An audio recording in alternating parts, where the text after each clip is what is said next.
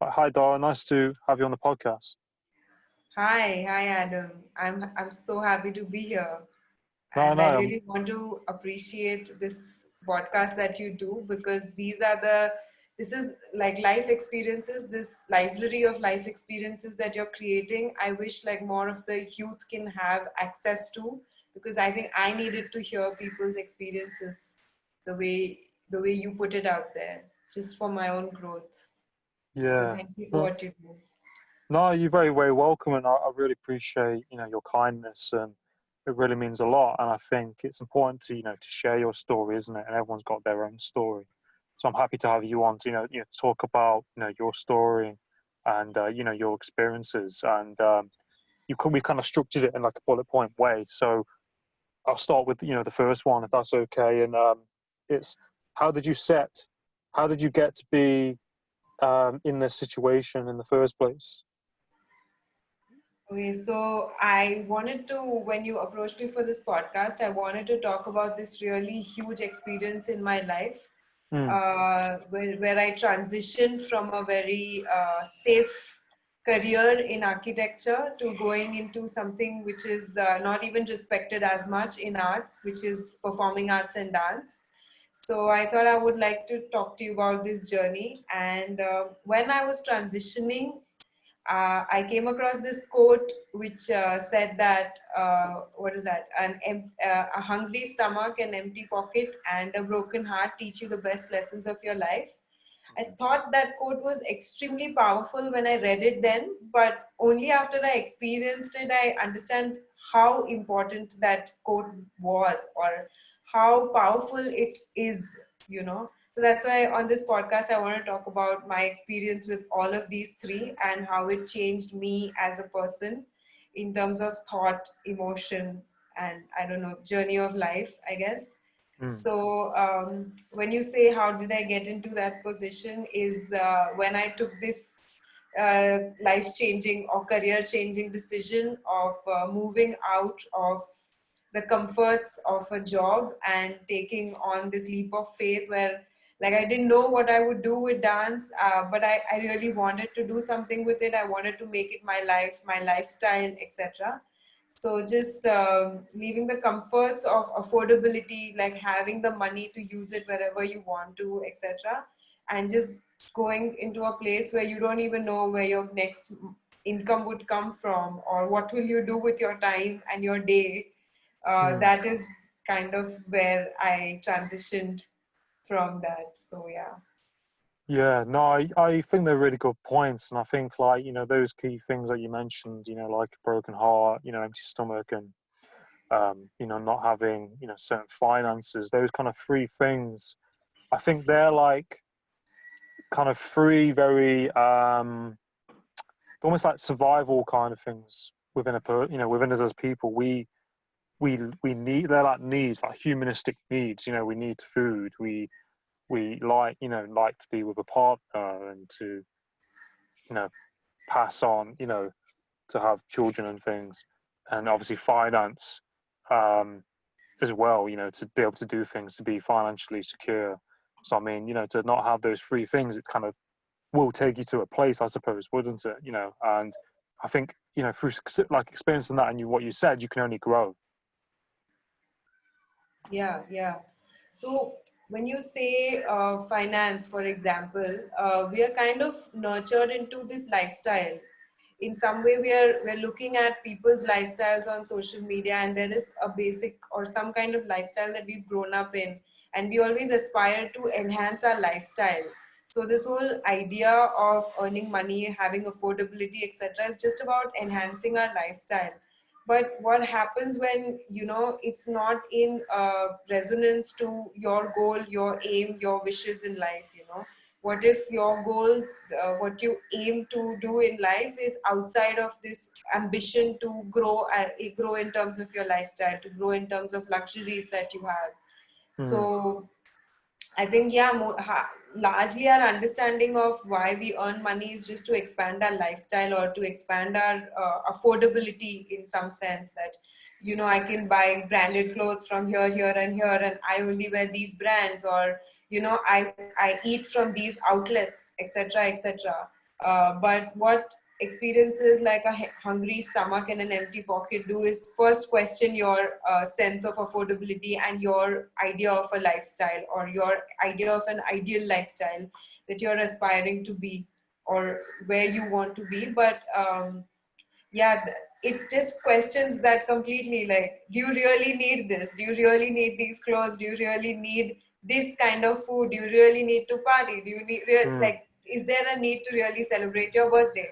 Why can't mm, we just take all this money that is there and invest it in our own growth mm, instead of those things? So yeah, I started to experience how affordability is an idea which has been implanted in my mind, and it's not something that it's my kind of compromise with affordability. It's how I want to live with affordability. And affordability is like, I don't want to necessarily be rich or have a certain lifestyle anymore. What I want to do is that all these ideas, these wishes, these thoughts, these dreams that I have as an artist, I'd rather fulfill them before I die over achieve a lifestyle before I die. mm, So let me talk about, let's say, the first time when I speak of a broken heart. So when mm, I was mm, studying architecture, mm, I had all these questions about who am I, what do I like, what is that one thing that I love so much that I can mm, leave my house for? What are these things? I had all these questions, and so while studying architecture, I started learning to play guitar, etc., etc. And that's when I entered a dance class. And when I entered a dance class, like, I would say my life changed, because I when once I started like going to dance classes regularly, I started feeling happier. Like, I didn't know that level of happiness even existed, for mm, example. And things started to change, and that is something I could not leave. Like, I really needed to go and attend that class every time. I had to mm, be in that regular practice. It started meaning so much to me. mm, But as I started to advance in it, my parents were against it, because they were like, you have to be focused on your studies in architecture, and dance is something you should have chosen much earlier in life. At the age of 18, you can't choose to dance as a career, etc., etc. So they kind of stopped funding my training in dance. And that is when I started, like, that is the first time I was like, I really found something that I love so much, like that experience of just loving something so deeply. But then I was in some way pushed away from it, because I could not afford to train. I couldn't afford to be part of any of the dance circles at that time, etc., etc. So that was a very painful experience, personally. And that's when I realized the importance of, okay, you should have money so that you can do this. And ever since I started focusing on earning money so that I can train, earning money so that they can train. So now, let's say 5 years down the line, when I have a stable job, I have money, so that I have enough money to put into my training. I have enough money to buy nice Nikes and good clothes for my shoots, etc., etc. mm, But if I was to be honest with myself, I was not growing. I had the money to afford class, but was I really invested in my growth? No. All my external things were really sorted, where I could look good in my camera shoots, and all my good clothes, my shoes, everything is great. But like, am I really growing? Have I grown in the past 5 years as a dancer? Has my talent grown? That mm, that was a no. So mm, that's when I decided that, okay, like, I did kind of create this lifestyle for myself. I really created money so that I could afford my training, so that I wouldn't be as heartbroken as I was. But what was the point of it? Because I was not growing. And at the same time, there was the story of my friend who had run from his home. He'd come to Mumbai. He'd run from Andamans. He'd come to mm, Mumbai to make a career in dance. And as opposed to my lifestyle, he could not even afford food for one time. Like, he would tell mm, me how, I stayed hungry the whole day. At the end of the day, I had one ice cream, you know. But when I would see him, he was so good, we could not take our eyes off him when he was dancing. So I was like, yeah, okay, so here's the truth. Let's face it. It's not about the affordability of a class, but it's really a hunger to do something.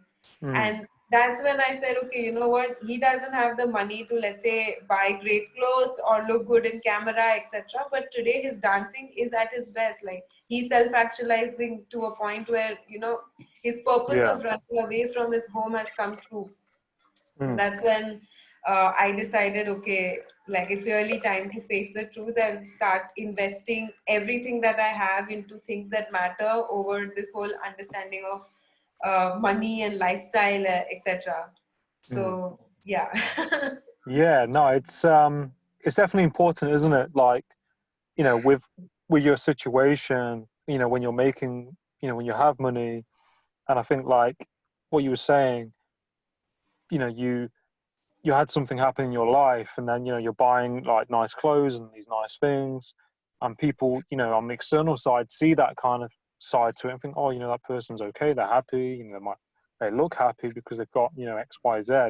But like you said, deep down, am I really happy even though I've got all these things? And I think sometimes people do that when something happens in their life, they then can start to buy things because when you have nice things, it feels good. But that's like a temporary thing, isn't it? Like you get nice clothes, it feels great for like a week, and then after a week, okay, well, and yeah, I think like you said with in terms of food and eating, it's it's crucial, to have that money to be able to eat effectively and eat the right things. Yeah, I mean, hunger teaches you something else only. My experiences with hunger have taught me so much more because, again, hunger was a tendency that, okay, you are never supposed to be hungry, you always feed yourself, da da da da da. Mm, But I never really questioned my discipline with food or my understanding of food and how much food really matters to me, how much is important to me, etc. In fact, mm, I had an eating disorder for, let's say, 10 years of my life, and I realized much later. And now I have a mm, completely different relationship with food. Like in the mm, year 2015, I was eating like 5 meals a day, and but I don't think I was tasting food really. Like I didn't have a holistic experience of food, but I was just like, okay, you know what, I need to do this, I need to eat food. Okay. But there was mm. no real connection with food, or there was really no understanding of the importance or a real value of, like, okay, I'm getting something from nature, Yeah. just nourishing it, just nurturing it in your body. There was no such relationship. Like, so back in 2018, I had a trip to Bangalore. We were staying at a dance studio, which was in a very remote place, and there Mm, was no food access outside. We had our own kitchens where we were supposed to cook. As compared to others, I was only there for a week. So yeah. like others had bought their groceries and stuff like that, and I was just trying to manage out of what we had because I knew how to cook, but Mm, basic ingredients were missing in the kitchen, so there was hardly things I was able to prepare. yeah. and Yeah. and like when you're into a physical activity like dance and into theater, you're continuously using your body, Mm, and you want to eat at the end of the day. But the situation was such that, like, there was no access to food, like prepared food or just to make food. There was like not enough ingredients or vessels, utensils, etc. And yeah. that 1.5 week changed so much of, like, it made me question food in a completely different sense. And it's very funny, but the day I came home, I just ate and I slept that day, because that day I realized the value of food in a very different way when I didn't have Mm, access to it. And another experience was when I was working in theater. Theater is a very underpaid kind of profession here. You are made to work for like eight 8 hours ish for like months together, but the mm, pay is really something you can't sustain by. So you have to do other things to be able to survive for that month in theater, etc. But you really do it for the love of wanting to tell your story, to be the mm, voice, etc. And there was a point where I was like, I really want to improve in what I'm doing, and I'm going to focus here, and I'm not going to invest my time and energy into earning money, because like I found what I want to do. I'm going to focus here. But what started happening is I'm doing these theater rehearsals. At the end of the day, mm, I'm super hungry, but I can't afford food. I can't go outside and eat food. Like my director would have meetings in all these luxurious cafes and all of that. and I knew I couldn't afford it, so I would just sit there hungry because I knew I can't afford anything from the menu at the time. Mm. But Wow. what has happened out of this entire experience of being hungry or not being able to even afford food at this point is that now I have a more conscious relationship with food. Now I've reached a point where I'm okay even if I'm eating one meal a day, but I'm really like I'm tasting food in a very different way. My value for food has changed, you know, Mm. and Mm. because I wish to create my career further into artistry. I don't want to sell myself off commercially. I really want to be an original voice and stuff like that. Mm. So I am also kind of training myself in such a way where I'm okay if I'm eating only one meal a day, but it's nourishing, it's valuable, and it suffices me, you know, like really Mm. having a very honest connection of gratitude with food is something I've Mm. just recently started having. And the way I'm tasting food now is something I remember tasting food in this way when I was a child, you know, early school. After that, I don't know how your life changes, your thought changes, and you don't value or you don't have that much gratitude for the food that comes on your plate, you know. And Mm. now I'm like, okay, you know, now that I've understood the value after 10 years of an eating disorder, um, I mean, when I say eating disorder, I would really always distract myself while eating food. I'm always switching on the TV or I'm on the phone when I'm eating. I'm just distracting myself from really focusing on the act of eating, you know. And Mm. now it's so different that there's a very different sense of gratitude when I'm eating. And that's Mm. why I'm okay even if I'm, you know, hungry for long hours, or even if I'm just eating one meal a day, but it has value, it has honesty in that connection. And I think that's my biggest takeaway from the whole Mm. hungry stomach aspect, where I could get over a tendency of having to eat, or always being filled, etc., Yeah. etc. Yeah. No, it's quite an amazing story, like what you just said. And like with like, an acne eating disorder, and to to be aware of, what you're eating, especially, when you aren't really eating too much based on your situation. And then when you are eating, you kind of have that gratitude for what you have because you kind of gone without. You kind of know what it's like to, not to eat well. And now, now that you are, you see that different kind of lens to it. And yeah, eating disorders aren't, an easy thing to get over. I know some people that have one, and there is so many. There's like a big, large spectrum of it, and people cope in different ways, and they act in different ways with it. So I mean, it's good that you kind of realize that, and you kind of managed it. And I think like through that experience, you can kind of help other people who may be experiencing similar things to that. So I mean, through hard times, you kind of have this kind of like um what's the right word to say? Um, like this ammunition and fuel to help other people because you've been there yourself once. Right, exactly. I think everything that I've spoken about, all my learnings have given me new awareness. And I think that is my purpose, is to really take people through experiences where they can get more awareness about their own selves. Like I said, my eating disorder, which lasted for 10 years, for the 8 years, I wasn't even aware of it. I didn't even Mm. know I had an eating disorder. But so when I was training in dance movement therapy and I was on a project, is when I realized that, these are the symptoms of an eating disorder. And this is exactly what I've been doing. I'm not engaging with life. I'm not Mm. fully engaging with the food that I eat because of these experiences of the past, or these wrong notions that I built in the past, Mm.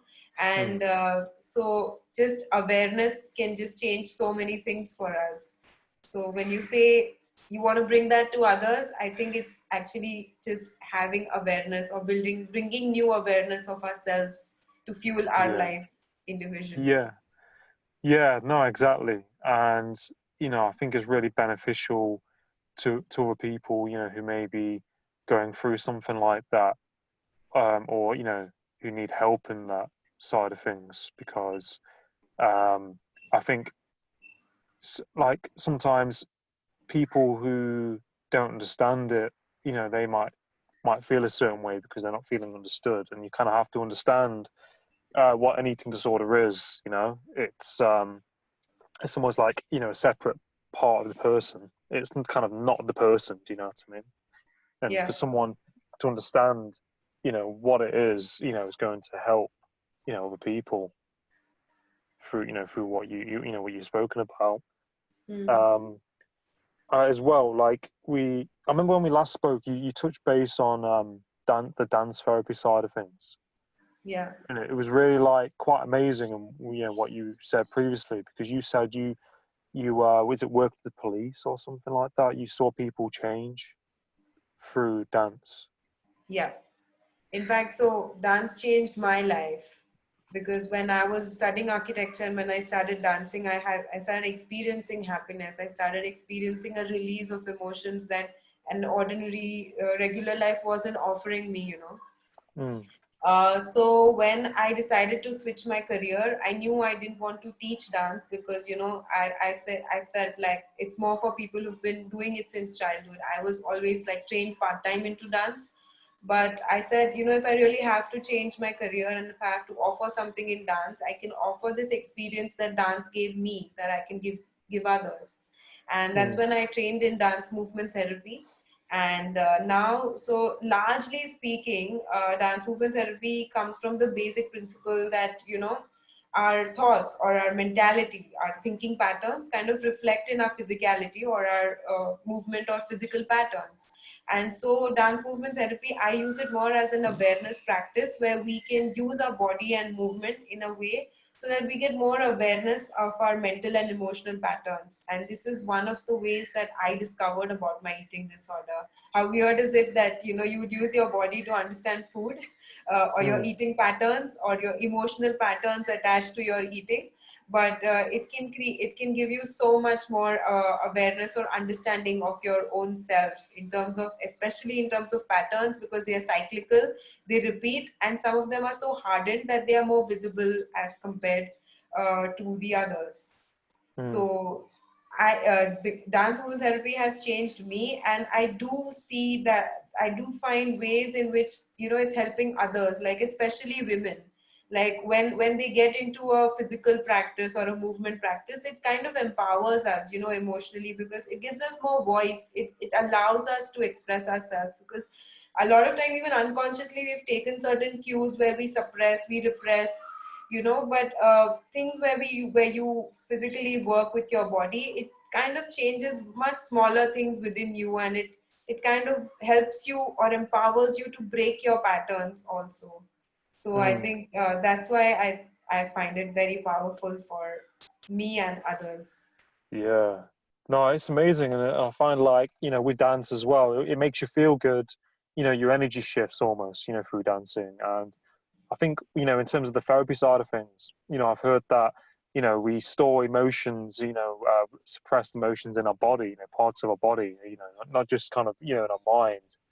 It's in within our body. So surely through, like you said, people moving and channeling into their energy, it's gonna push through these kind of like blocked kind of emotions because you're kind Exactly. of engaging through these parts of your body. Um, as well, like um, what kind of do you think is like the importance of following your passion? Like why do you think that's important? Like finding what your passion is as well. So I'll just come to the previous point that you mentioned about, Mm. Yeah, storing yeah. trauma or stress in our bodies. So a lot of times when we go through trauma, our bodies kind of, or our minds dissociate from it. So you don't bear recognition to what has happened because you're trying to avoid the truth or the reality of the situation. It happens a lot of times with, Mm, let's say, rape, etc., because you're not ready to deal with the truth of what has mm, happened. mm, So we kind of dissociate in trauma. The body dissociates or the mind dissociates, where you kind of want to blank out that situation that happened. And so movement experiences or physical experiences in that way kind of help you step by step open it up accept it and process it and then let it go. Because mm, like for example, coming back to my eating disorder, how mm, dissociated is it from my body that I don't even recognize it for 8 years. I don't even recognize that there's a eating pattern related to my emotionality that I'm not mm, ready to address yet. Why mm, am I mm. distracting myself from food, Yeah. etc., etc. So there are ways in which we kind of dissociate, and that's why when certain like depression, or when certain invisible kind of diseases start to happen, we can't even go back and see where did this come from, because it's dissociated from our body. So gentler experiences like movement, etc., help us come closer to it step by step, kind of help us face it and especially process it. Like you said, when it becomes blots in your body, it is important to release it in a very healthy manner and let it Mm, go consciously, over like pretending to let it go because you don't want to identify with what has happened with you. And having a very unhealthy relation, which will come back in this next pattern. It'll come back to you in the next pattern. It'll kind of reflect in some kind of psychosomatic disorder. So yeah. it's really about healthily being aware and processing it. So now when you are in a regular kind of a physical practice like that, when you're Mm, more aware, you kind of start taking these, you're kind of more aware of these issues or certain traumas that happen at a very early stage, because now mm, your body is more alive to the experiences. You are mentally more alive to the experiences, so you're more mm, available to understanding what's happening over like learning about it much later. Am I mm, making mm. sense to you? Yeah, no, of course. Yeah, yeah, of course.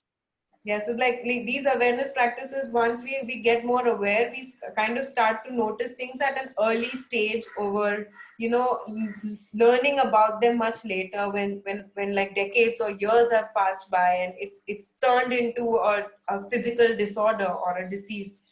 Mm, yeah, no, I know what you mean. Like I think I can relate to that in some way when I talk about like, having PTSD in the past. I had a traumatic accident and then I had the shock and the PTSD afterwards. So in my body, I was kind of like, kind of things were coming up for me. In your body, you're aware of your body in different ways. Um, which was kind of not kind of normal in some way. But for me personally, exercise, moving my body through exercise, running, going to the gym, helped me push through that period because, it kind of, like you said, with the emotions stored in your body, you become aware of things over that time that probably didn't make sense previously. Exactly, exactly. I just want to like use just one word for it, which is empowering. I think once we Mm, start working with the body, I think it's just an empowering experience in more subtler ways that I can say. I mean, it yeah. empowers us emotionally, physically. Like physically, you feel more able, you feel more capable of doing things. Like of late, I'm seeing impact of my work with body positivity, and Mm, and so it's about like how we have kind of taken others' ideas of our body being imperfect. It's mm, mm, many a times it's not even my own idea or not even my own experience of my body. A lot of times you speak to people, they feel like, in my childhood I was called fat, etc., etc. But now when I look back at those photos, I don't even consider that fat. But I took mm, that notion of others saying that is fat, and then kind of repressing my own expression of me because, oh, I'm not allowed to express myself because, of course, I'm fat and I don't fit into these parameters, so no one needs to listen to me, etc. So it's just empowering because it enlivens your internal experience of life. And so you are more empowered that, whatever my body looks like, this is mine. I own it. I take mm, authority and agency of my experience, and I mm, guide my actions, my thoughts through this experience over what you think of my body and me. So yeah. in that way, I just like to use the word empower because it just happens in so many subtler and smaller ways. Mm, mm, And yeah. sorry. No, I agree. I think it is very, very empowering, to hear about, your story and, how it is possible, to kind of go to certain places in your life where, when you're there, you kind of think, there's no way out. Um, to go through those struggles and to come out the other end and, be able to help other people. And just the whole kind of process is pretty empowering, the struggles and, coming through that, pushing through that and growing. It's pretty empowering and inspiring, I find. I think that when you have failed in every external parameter, when Mm, like the external parameters being having to, settle your life at this age, this stage or this age, or, having a financially settled life or having this, etc. When you failed all of that externally, I think, and then when you take acceptance of your situation and then guide it the way you want, I think that mm, itself can, propel us in directions where we define success and where we find fulfillment and happiness over trying to live someone else's idea of life. yeah. No, I definitely agree. I definitely agree. It's And very I think that powerful. humility that, just the humility of having failed in such an external kind of situation wants us to help others who may be in a similar situation. Like you said, when you go through those places, you want to help others. I think it also comes from the humility of having failed and having acceptance of your failure. And Mm, so you want others to learn from your pain, I guess, in some way, so that they can propel mm. even further than where you have come, I think. Yeah, no, completely. You want to give back, don't you? You want to provide something to other people because you've been in that place yourself, and you want to, give some positivity and reassure people that you can get through this, and if I can do this, then you can, kind of thing. Exactly, Yeah. exactly. The And that's why I think what you do is so powerful, because I think mm, that is the kind of content I needed when I was facing situations before, but I didn't have reference. I didn't have others' experiences to learn from, And that's mm, why I think what you do is so helpful and it's so powerful, because it gives me acceptance for my failures or for the moments where I'm a misfit, And it gives me hope that I can be better. I can self actualize in the direction that I'd like to. yeah, yeah. No, that's really kind of you to say, and it really, really means a lot. And that it's really encouraging, to hear that. And I think, like, what, the kind of the content I do, like, I just kind of like want to have a positive impact and help other people, and I'm happy that what I do helps you, and you can take something from it, and it's really powerful, and it really impacts me in a positive way, when I hear things like this. And I'm happy to have you on the podcast and to share what your experiences are and things. It really means a lot. Yeah, I mean, especially like I'm not so active on social media, but anyone who's active on social media has had to learn to deal with hate. And like just Mm, this, there's so much hatred and so much judgment that we need more voices where we push for healing, we push for positivity, we push for hope. mm, We mm. push for the positive aspects where people, even if we make mistakes, we find hope to be better. we, Yeah. we we want to be better than what we were yesterday and not take on that identity forever of being that Mm, failure or being the mm, person who made that mistake. mm. So that's why I really appreciate what you're doing. No, no, you're very, very welcome, and it really, really means a lot. Really, really means a lot. And where can people like find you on social media and So I can share my links with you. I'm quite active on LinkedIn and Instagram yeah, and yeah, sure. partly on Twitter and Facebook, but I'll definitely share my links with you. Yeah, yeah, yeah. No, of course, sounds good to me. I'd like people to come and join my non-verbal kind of movement experiences, because that is the place I feel I am the best. Like, Yeah, I yeah, don't think I'm great at articulating things in words, because like my experiences are more like experienced kind of things. So if yeah, anyone feels like, you're more than welcome to join a movement experience with me. yeah. No, of course. No, sounds great, and I'll definitely promote that for you, and I'll put that out there as well. Thank you so much. No, you're welcome. But no, Thank it's you. great having you on, and we'll stay in touch and Most have a great definitely. evening. Great. Nice talking to you. Thank No, you so no, much. you too. You're welcome. You take care. Bye. Take care. Take care. Bye. Take care. Bye bye.